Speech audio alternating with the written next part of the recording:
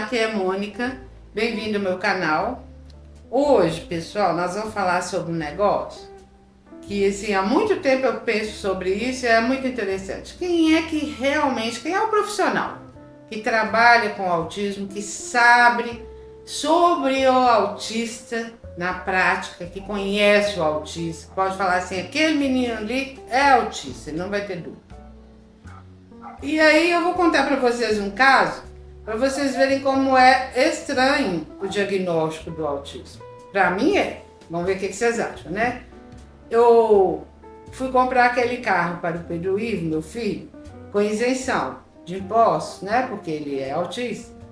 E precisava de um monte de documento. Um deles era o laudo do Detran certificando que meu filho é autista, que ele tinha direito a comprar esse carro com isenção. E tem umas clínicas que são autorizadas, porque você pode ir por saúde fazer esse laudo, mas tem clínicas autorizadas, eu achei melhor porque é mais rápido. Aí paguei para fazer esse laudo, né? Cheguei numa clínica e tinha uma consulta marcada com a psicóloga e com uma neurologista. Logo que eu cheguei na clínica estava tendo um problema, porque eles estavam com dificuldade de me atender, porque a psicóloga tinha tido um entrevero lá, um problema de trânsito, sei lá, eles não me explicaram muito bem, mas ela estava atrasada. Eu falei, mas por que eu não posso falar com a neuro então primeiro, já que ela está aí, né? E eles ficaram me enrolando. Quando a psicóloga chegou, ela já veio até falar comigo, uma pessoa super simpática. Ela já me levou lá para dentro com meu filho, eu estava junto com o tutor dele, ele entrou também, fomos nós três. Ela fez um monte de perguntas, escreveu o laudo todo, carimbou com o carimbo dela. Ela fez um laudo, uma avaliação, ela testou que o Pedro era autista e que ele tinha direito de comprar o carro. Aí terminou aquela entrevista, ela falou assim, agora a doutora vai atender vocês. Aí entramos lá de novo, nós três dentro da sala, a neurologista, muito educada, coisa e tal, mas só se dirigiu a mim, mal olhou pro Pedro, falou assim, porque a doutora não sei o que, e assinou lá, assinou o laudo da psicóloga, me deu os papéis. E agradeci, saí da sala e fiquei pensando, engraçado, isso tem muito a ver com o meu pensamento. Eu fico pensando muito sobre isso. Isso é uma coisa que eu acho que, assim, que a gente discute pouco, mas que é muito importante. Pode dar muita discussão, pode ter gente que não vai concordar, né? Mas assim, para mim é muito importante isso, porque na verdade, quando você olha, né, lá o DSM, o autismo é um transtorno.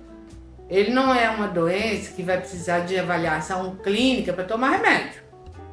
Ele não tem uma doença num pedaço do pulmão dele, pode ter também, mas o autista, você vai descobrir que o cara, o menino, ou até o mais velho, hoje eu estou diagnosticando gente de mais idade, você vai descobrir pelos sintomas que ele está tendo. E quem é que acompanha essas pessoas? Às vezes acontece lá na escolinha da professorinha notar esses sintomas, às vezes ela é só uma professorinha de escolinha, às vezes a diretora da escola, que é uma psicóloga, a mãe, o pai, são essas pessoas que estão vendo a criança no dia a dia, na rotina dela, né?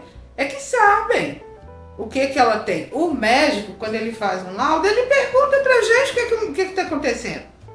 Que o menino roda em torno de si mesmo, ele pergunta se o menino não fala. O psicólogo, ele olha para o menino, ele futuca o menino, ele já tem uma prática, uma praxe que é muito diferente do médico. O fono também, eu não estou desfazendo de fono, de TO, porque eu acho que essas pessoas estão muito coligadas hoje, trabalham muito em sintonia, né? Essas pessoas têm essa capacidade. Então, o meu filho teve diagnóstico com um psicólogo, não foi com um médico. Eu fui em 2 médicos neurologistas, eu não sabia que ele tinha. Isso que, desde sempre, esse me grilou por causa disso. A pediatra do meu filho falava que eu era mãe de primeira viagem, que eu estava surtando de falar aquelas coisas que eu falava com ela que acontecia com meu filho. Porque desde o primeiro dia eu notei que ela era diferente e ela não, né, a pediatra. E por que eu notei que ela era diferente? Às vezes não era só porque eu era mãe, às vezes porque eu já era formada em psicologia também. Eu tinha costume de prestar atenção em detalhes, né? O jeito de olhar, tudo. Eu fui olhar para esse cara, não é comum não. Não pensei em autismo porque eu não conhecia bem ainda. Então, eu acho essa discussão muito importante, porque assim, você aí pode me concordar comigo, que a nossa cultura, ela nos levou a dar um requisito para o médico, que ele também dirigiu um pouco, de idolatrar o médico, de colocar ele num lugar que às vezes não é o dele. Por exemplo, se eu quiser operar o rim de um camarada hoje agora, liga aí, Mônica, vem cá operar o rim. Não tem essa capacidade, né? De operar um rim. O médico tem. O cara que especializou em nefrologia, né? Esse é o lugar dele. O médico é um técnico, gente. Às vezes a gente coloca o médico como Deus, ele sabe olhar resultado de exame, ele sabe prescrever remédio a partir de sintomas reais, que são visíveis, que dá para fazer uma foto, um ultrassom e ver lá, o baço daquela pessoa está inchada, né? Está inchado. Tem como operar? Isso é operável? Não, isso é para tratar com remédio, né? Isso é ser médico. Agora, quando a gente trabalha com autismo, né? O que eu vejo? Quem fala para o médico como que o filho da gente é a gente na primeira consulta. A gente conta para o médico como é, aí o médico escreve lá. Eu posso, inclusive, estar mentindo para o médico. Se eu quiser que meu filho seja autista, se eu quiser que ele tenha direito à isenção de carro, né? O psicólogo, ele trabalha com o menino diariamente. Quando a criança chega no consultório do psicólogo, o psicólogo nem precisa ficar muito tempo, porque ele percebe, já é na prática dele. É nisso que ele trabalha. O fono é nisso que ele trabalha, o TO. Quem mandou meu filho para uma psicóloga foi um fono. Era um fonoaudiólogo, era até um homem. Então, o médico que atendeu meu filho, que fez os testes lá de auditivo, sei o quê, falou nada. E fez os testes, falou, não, seu filho não é surdo, que a gente começou a procurar, igual eu falei naquele vídeo outro dia, né? Essa parte aí. Então, e isso sempre me fez discutir. De uma certa forma, antigamente, eu humildemente achava que eu estava querendo ser demais. Colocar a psicologia num patamar que não é o dela. Agora eu comecei a pensar mais recentemente, na pandemia, a gente parou para pensar em muita coisa, né? Eu comecei a pensar nisso e depois desse laudo lá no Detran, gente, ficou claro para mim. Quem sabe o que é um autista é quem trabalha com ele, porque o autista não tem o baço estragado no exame para falar assim, tá com essa doença, entendeu? Você tem que perceber os sintomas. E quando ele chega no consultório do psicólogo, essa psicóloga lá que fez o laudo dele, ela foi vendo o jeito do Pedro, um negócio da mão, que ele faz um negócio com a mão assim, o jeito como ele anda. Ele tem uma passada diferente da comum, não é uma passada comum. O jeito que ele faz caras e bocas. Quem presta atenção nisso, gente, é o psicólogo, é o fono, o TO. Eu falo muito de psicólogo porque eu sou psicóloga, mas eu acho que o fono e o TO também estão muito balizados, eles também conhecem muito isso. E eu quero discutir isso com vocês, inclusive se vocês puderem me mandar resposta, né, pergunta no meu canal, eu vou gostar muito, porque assim, eu acho isso muito importante. E acho que isso também, assim, é uma coisa que causa polêmica.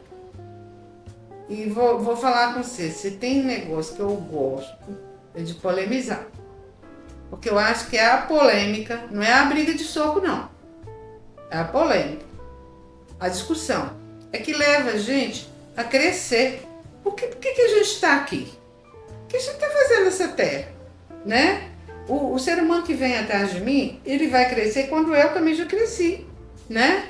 A gente vive para isso, para chegar num lugar melhor, para aprender. Mas não é só para aprender, para discutir, para passar para os outros também. Eu aprendi, meu maior professor foi meu filho.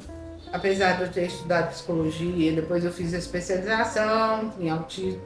Mas assim, e ele é um cara que eu e ele polemizamos demais. Porque no começo eu brigava muito com ele. Aqueles sintomas, ele tem um autismo de nível 3. E quando ele era pequeno, ele parecia um rato de esgoto. Ele não parava um minuto. Ele estava sempre imundo, ele enfiava o pé dentro do vaso sanitário.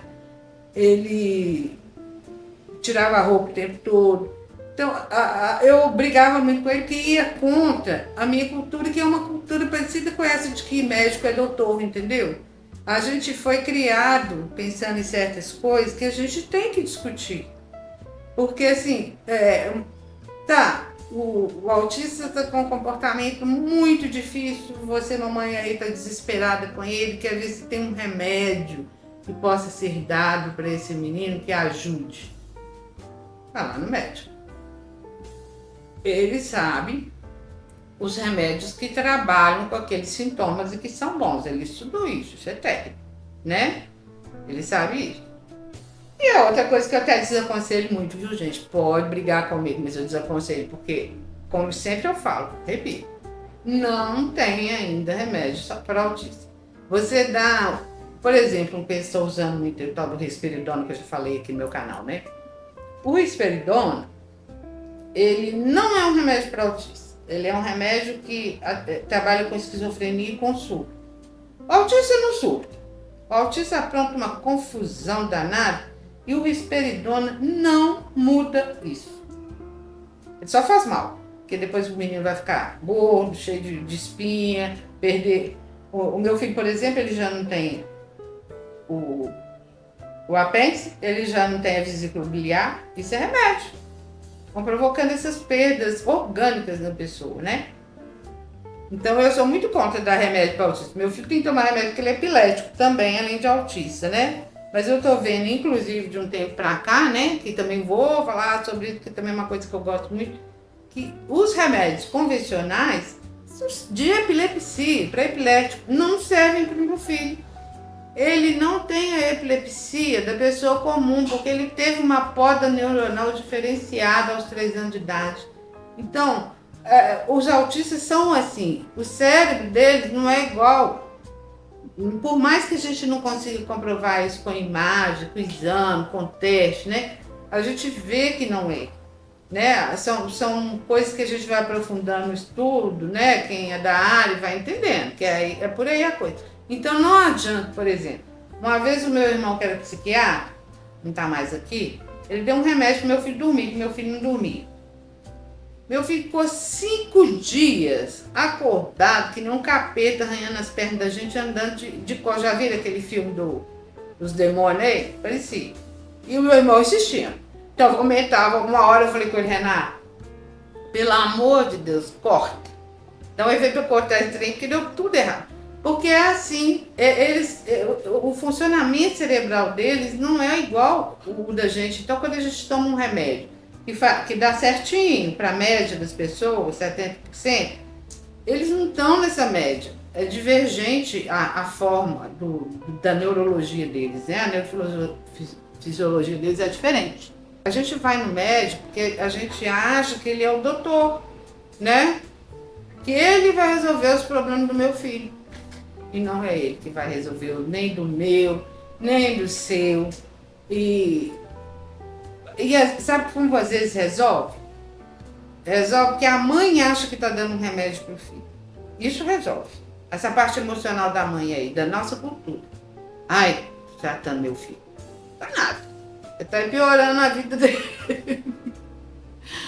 Olha, hoje eu vou ficar por aqui, que eu acho que esse assunto ele é muito extenso. Eu gostaria até que quem quisesse falasse, mesmo que seja discordando, né, para a gente passar para outras coisas. E eu quero até pensar mais, me aprofundar mais na minha cabeça mesmo, para continuar falando sobre isso, porque eu acho que ele é um assunto muito sério, né? Então, gente, ó, bacana de vocês terem me curtido aí, espero que tenham gostado e espero que voltem no meu canal. Tchau, tchau!